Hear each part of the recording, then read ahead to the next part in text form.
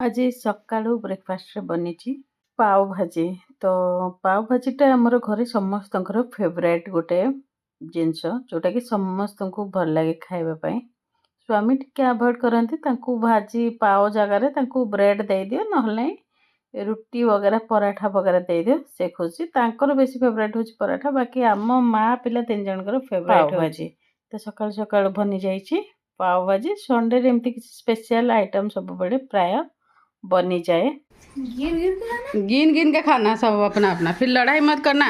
आराम से लेके जाओ उसके साथ, मामून गिरा देगा वो। तापरे देखंतु घर कामर किसी अपडेट घर काम एतिक जाए चली आपण मैंने देखि पारथिबे। तो एमती किसी आग माने चारिपट बॉर्डरटा बनाउछंती आ चारिपटटा बनी सारले भीतर कांथ सब बनिबो। बर्तमान लंच टाइम हो जाइए। लंच टाइम रे आज बनीची चिंगुड़ी माछ जोटा कि पुअर डिमांड रे ही बनीची।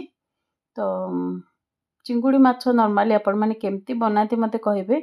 मु तो नॉर्मली एटा बनाए बेसर देकी बनाए ता संगे एठी भात भी बनिबो। दिल्ली रे वर्तमान टाइम रे एते ठंडा पड़ी गलानी आ भात खाइबा को इच्छा होनी, किंतु हां माछ वगैरह हेले टिके भात खाइबा को माने भल लागे। माछ संगे एठी अधा माछ मु क्लीन कर देजी। गोटे केजी आनी चिंगुड़ी क्लीन करिया को टिके टाइम लगे तार से पछपड़ से पाइप वगैरह काढ़िया पाई।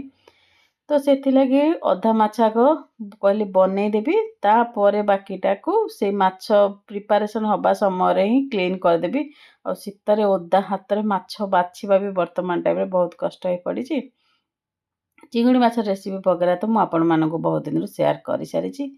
ता संगे एठी बनीची कदली आलू भजा। जेहेतु मोर ट्राइपॉडटा नाही मोबाइल होल्डरटा, तो मु एमती भाबरे हाथ रे धरी धरिका शूट करिया को मते पड़ुची। आउ देखंतु आज खाइबा एठी आसीची हारी।